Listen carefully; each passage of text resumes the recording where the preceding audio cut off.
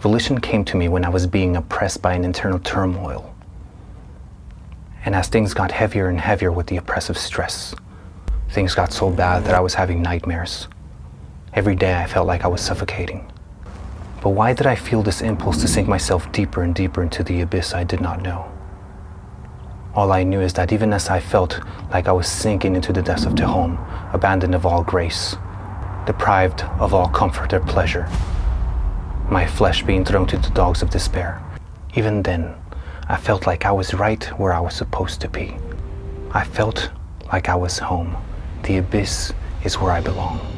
Was it due to my flaws, my shortcomings, my weaknesses that I would decide that I deserved eternal despair? I didn't feel right unless I was in pain. A life of comfort did not seem fit for me. A life of roses did not seem sound, so I threw myself to the thorns. But why was I doing this? And what was I after? I would later find that at the bottom of the ocean I was seeking a treasure. And only until I found it would I allow myself to leave the abyss in peace.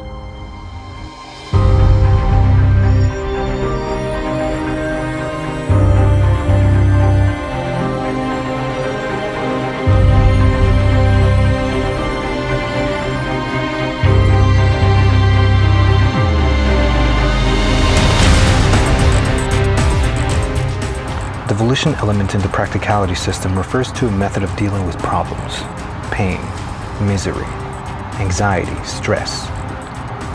It is a mental maneuver you perform by placing your will on the force that you feel is oppressing you. In an effort to put it simply, I'll say this. If you are afraid, applying volition is like saying, I want to be afraid. If you are in pain, it's like you saying, I want to be in pain. If you are late to work, you say, I want to be late to work. Of course, you can't just say it. Words have no meaning. They have no power if there is no intention behind them. The essential part is learning to manipulate your will, learning to manipulate your sense of control. The first hints of this element came in the form of the phrase, become the beast. That is, when you feel like there's a force oppressing you, place intent and willingness into everything that you experience, so that your intention transforms into the intention of the monster. Thus, what you once experienced as pain is now experienced as power. So how do you actually do this? Let me explain. Look at the world around you.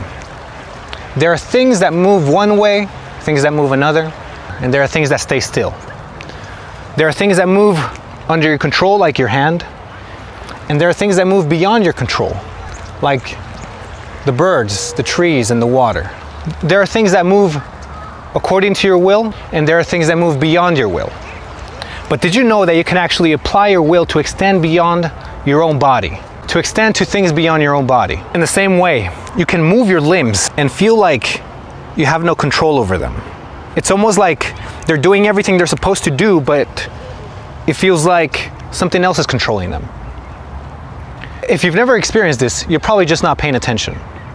But it happens a lot when you're having a mental breakdown, or when you're high on ketamines, or when you learn a task so well that your muscle memory takes over before your conscious self can process what's going on. And the point is this, that feeling that makes you feel like you're in control, it can be applied and it can be taken away. So that when you move your limbs, it does not feel like you're moving them. It just feels like it's happening on its own, without your will, without your consent. At the same time, you can take that feeling and apply it to things outside, so that things that are usually considered as happening on their own now feel like you are moving them, you're controlling them, exactly in the way that they are already moving. When you apply your will to the way things are, everything moves according to your will.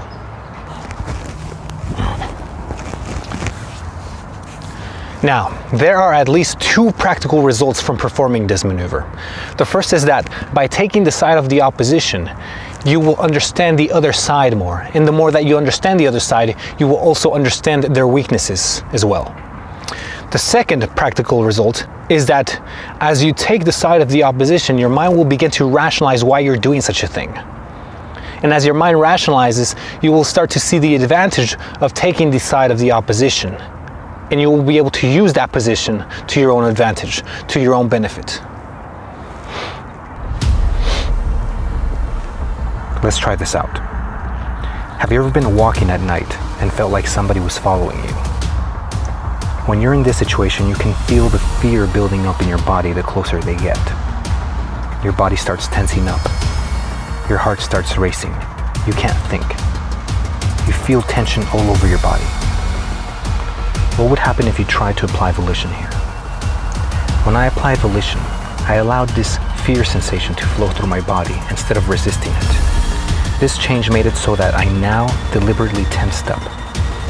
I intentionally made my heart race. I intentionally stopped all my thoughts and became aware of my whole body. Do you see the advantage here? This is exactly what you would do if you were getting ready to fight. You raise your adrenaline levels. You tense up your whole body. You become more alert, more aware. You wake up, you square up. The feeling of fear and the feeling of power is the same thing. It's the adrenaline rush. Except that when you resist a feeling, you call it fear. And when you allow it, when you intend it, you call it power. I experimented with this in many situations when I was beginning to explore volition, to see its usefulness, and to try and perfect the maneuver. And yes, it got me into trouble plenty of times. The best I could say is this: make sure you keep your judgment intact. Make sure you use your judgment when applying volition. After discovering volition, from this point forward I would focus my efforts to develop a most efficient way to execute and master this maneuver. These attempts would lead to what would become the higher stage of practicality, Eudaemonia. Why would this lead to a higher stage of practicality? Well, practicality is about goal attainment. It's about satisfying your desires. You want something, you get it. If you have a discomfort, you resolve it. By executing volition, you would address all of these, not by accomplishing any outside goal, but by getting to the bottom of it all, by resolving the issue of desire itself. What was I looking for at the bottom of the ocean? Really, I was just tired of chasing desires. I was tired of running away from the feeling of emptiness. I'm tired of being a slave to fear and leading my life depending on what I want or what I fear. I'm tired of allowing desire, fear, or pain dictate everything I do. I'm tired of basing all my actions around this idol of desire, around this idol of suffering. I don't want to chase anymore. I just wanted to stop. I just want to be happy. I just want to sink to the bottom of the ocean and be content, be at peace. If you learn to do this, you would resolve the enigma of desire. You would resolve the enigma of suffering itself. You would be ultimately fulfilled.